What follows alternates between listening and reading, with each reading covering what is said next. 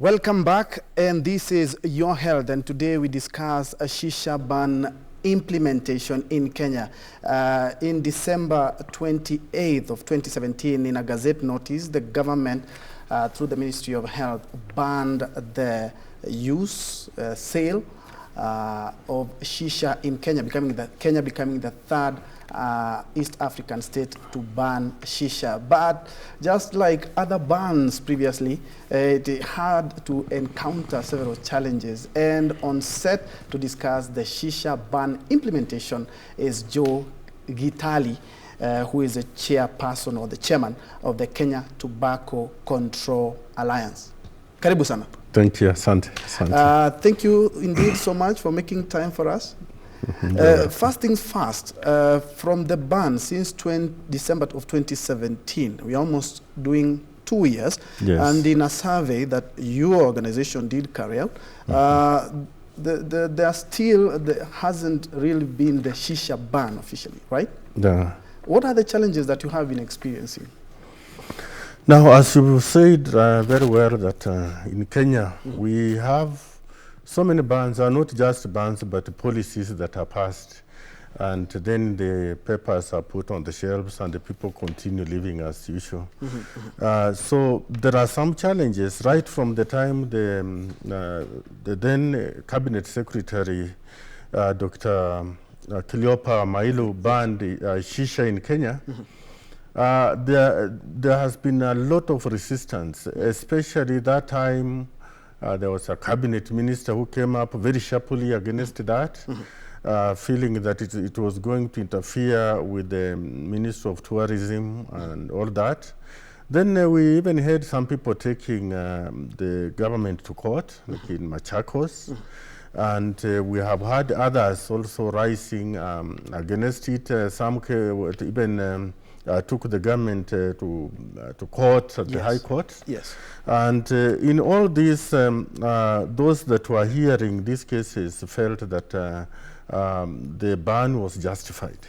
But then, as usual, as we have also said, something that makes certain people to earn money, when you touch it, then you are touching raw nerves. Yes. So there are those who are against it, and some using their offices, their powers, made it difficult for the implementation to take place. Yes. And that's why we have been sounding warning to some people that we are going to name and shame them. Some places in Nairobi, for example, I may not really mention the names, but they were sort of untouchable. Okay. Because they were associated with the big people in the government, Yes. some in the county government. And therefore, what we did was to talk to some of the leaders around. And especially we discovered that when we talk to the county government, and then we also talk to the national government officers, like the county commissioner, the deputy county commissioners, and then the police. We bring them together, then work goes on. But when you leave it to the counties, there is nothing that happens. Indeed. And the police also feel that maybe that's a devolved function, is health. But we, that is another thing that has been going on, people looking at it as a health issue. But this is an economic issue, this is an environmental issue. This touches everything, it touches every family. Yes. In many ways. Yes. So now, because of lack of proper implementation, due to the different feelings from different people and different interests, Yes. we have had a lot of difficulties. And when we did some research in Nairobi, we discovered that a place like Westlands had the least consumption of the same. Yes. Because we used observation method, but possibly they are doing it from homes, because we mainly targeted, we targeted restaurants, nightclubs, and bars. So it's very possible somebody is doing it from a place that they couldn't be seen, and therefore it's going on. But in Parklands, it was very evident.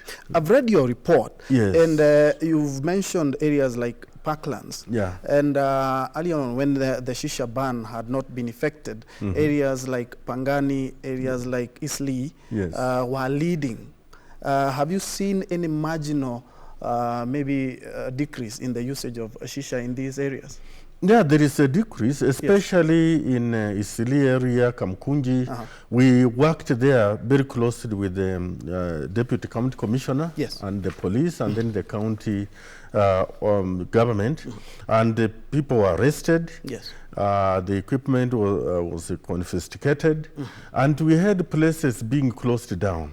There is one that was really notorious, that one I'll mention it, called Beirut, which was closed down after a long time of struggle.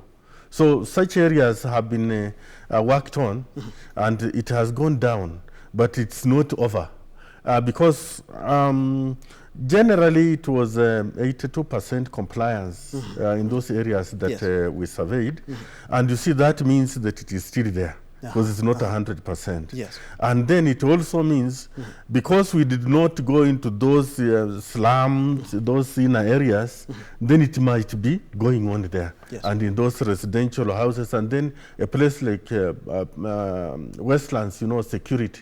Our data collectors might not have had that ease of entering some places. So what is this shows us exactly, and which is very important, is that there is still that violation.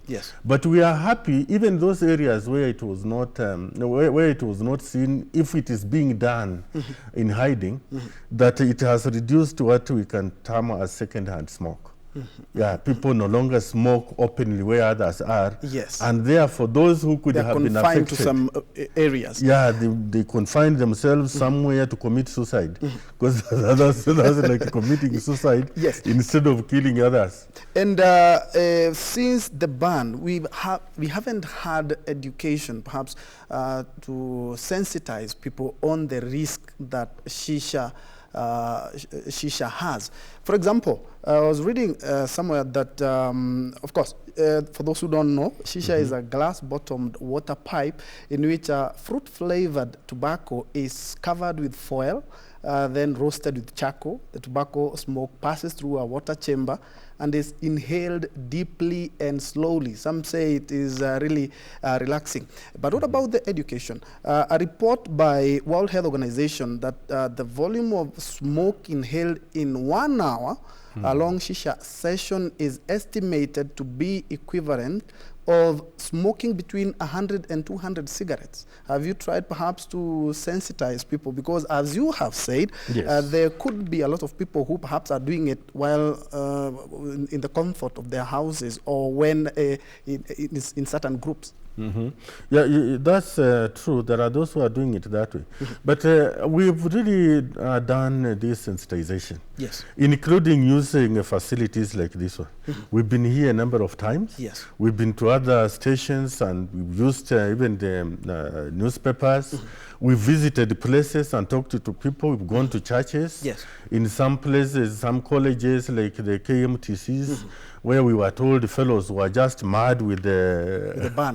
Not really with the ban, but they were mad with this. They went crazy when shisha came. And most of them were telling us they didn't know what shisha was. Even some people, when we visited media houses, after our presentations, the fellows were telling us, man, we didn't know this. So we've done quite a lot. We've reached many people, even in churches. When we have like youth camps, we have talked to them. And that's why it has gone down. You'll agree with me that you don't see what you used to see before the ban. We've done some good work.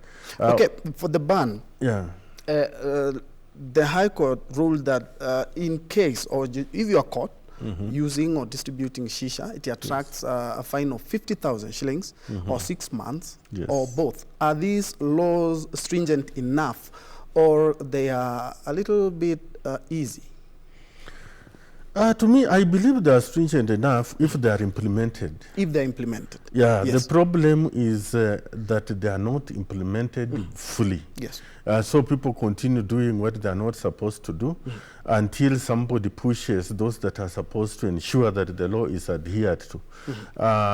But then those who handle it, because what we are not seeing is actually people being arrested for bringing shisha into the country. what we are seeing is those who are consuming being arrested, some fellows who are dealing in it locally are being arrested, but when we follow, we don't actually see any measures that have been put in place to arrest those who bring it in. And therefore, supply is still going on through our porous borders, the way other drugs are. And maybe if we can handle it the way now the drug issue is being handled in Mombasa, if every county commissioner, deputy county commissioner, the police can come in to enforce the law, then this will be done. The problem is people just being lazy. They don't want to do what they are supposed to do. Some are bribed to look at the other side. And others, some Kenyans are just demoralized because some feel these are small things. There are bigger things happening in the country. Nobody's paying attention. Why should we disturb these small people enjoying themselves? So there is that kind of complacence, that kind of laxity, that kind of the corruption that we have. So if we can fight all these things, then things will be okay. Otherwise, that punishment is quite good. It will work. You have been in tobacco control for quite a while. And there have been instances where you've heard that shisha has been, in some places, has been laced with other drugs, including cocaine, including marijuana, or the famously known bang. Have you, in your research and in your survey, did you encounter such things? Yeah, now that we don't really carry out that scientific research on the commodities that are maybe seized or impounded, but we have also had that. There is a doctor in Mombasa who carried out some research, and he was talking about the same, and we believe him. So these things happen because the manner in which shisha is consumed, one can add there anything. And they say they add there other things so as to make it more potent. The more potent, the better. So that one would always want to go there. When you consume now the ordinary tobacco, you smoke cigarettes, you feel that you are not getting what you get in shisha. So it is very possible that those things are taking place. And have you collaborated with the Ministry of Education? Of course, they were the drivers of this. They were against it, and until it was banned in Kenya. Have you collaborated with the Ministry of Education? We do. We normally have what we call coordination meetings, to which we invite people from various departments, and especially the Teacher Service Commission. We've had them there. We have got the division that deals with the child protection, and then that one of wellness. We have really involved them, and they are doing very well. Some of our the best presentations we have had during those meetings come from those people. We have even had the Kenya Institute of Curriculum Development also taking part. So we are really moving together with them.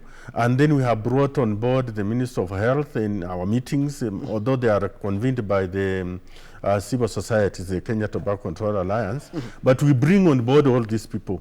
We bring in the county government representatives, the council of governors, they're represented. And I should also report here that we are very happy because recently we wrote a letter to the council of governors. And it was circulated to all those counties, and instructions given that whatever was there should be implemented. So we are working with all the stakeholders and all those that are mindful of the lives of Kenyans. Indeed. And shisha is loved mostly by young college and university going students. They make the majority of shisha users. Do you think there's anything that can be done, and especially in colleges and universities, that can at least try and boost the ban so that we ensure that shisha is not sold, consumed, or distributed in the country? Yes, that's what we are doing, and as I've just said, we have even now brought universities on board. We have the Kenya Universities Medical Students Association as part of us. We have those who also call themselves care providers, also those who are training in the provision of healthcare. They're also on board. And then some lecturers from our universities, we always have them in our meetings. Yes. So what we are trying to do is to ensure that the university students get this information. You know, these are people who are from school and they're excited, they are in the world of discovery. Suddenly somebody feels that they are now free. Yeah. They have been there locked in schools, they cannot move. Yes, yes. And suddenly they are away from parents, they are away from teachers. Yes. So they want to feel that is this freedom actually there? Yes. And because we have spoiled them, telling them that they'll be free to do anything they want to do after school. Yes. So they want to do those things. Indeed. And then others, you know, there is that peer influence very fast, because this is the age where fellows need recognition, they need to be accepted by their peers. So you find them infecting each other very quickly with the wrong ideas. They are discovering what is going on. When you tell them don't use this, is when they want to see why are you saying that. Yes. They test it. Yes. So we are trying to ensure that tobacco control policies in the country Yes. are implemented also in these universities. Yes. Because it has been very hard to implement them. Out here you can talk about enforcement officers, the police, but the universities have been like go-no zones Yes. for these people. Yes. So students do whatever they want. Now through the mentorship programs, through the wellness departments and the directories at those universities, Yes. and through the students' activities, like during the World No Tobacco Day, we went at the JKUAT to make some presentations. We have been with the University of Nairobi students a number of times, Yes. and the other universities. We want this information to sink there, and then even the warnings to be also erected in those places. Yes. That those are no smoking zones. Yes. Because, you know, people just do what they want there. Indeed. Yeah. Thank you so much, Joe Kitali. Yes, yes. Kitali. Kitali, Yes, yeah. for indeed your insight on this. And of course, when it comes to tobacco, there are so many forms that tobacco is consumed, but at the end of the day, the detriment that comes with it are far much outweigh the little fun that people have. Indeed, thank you so much for watching Your Health this week. In everything that you do, kindly watch Your Health. Thank you so much. Welcome.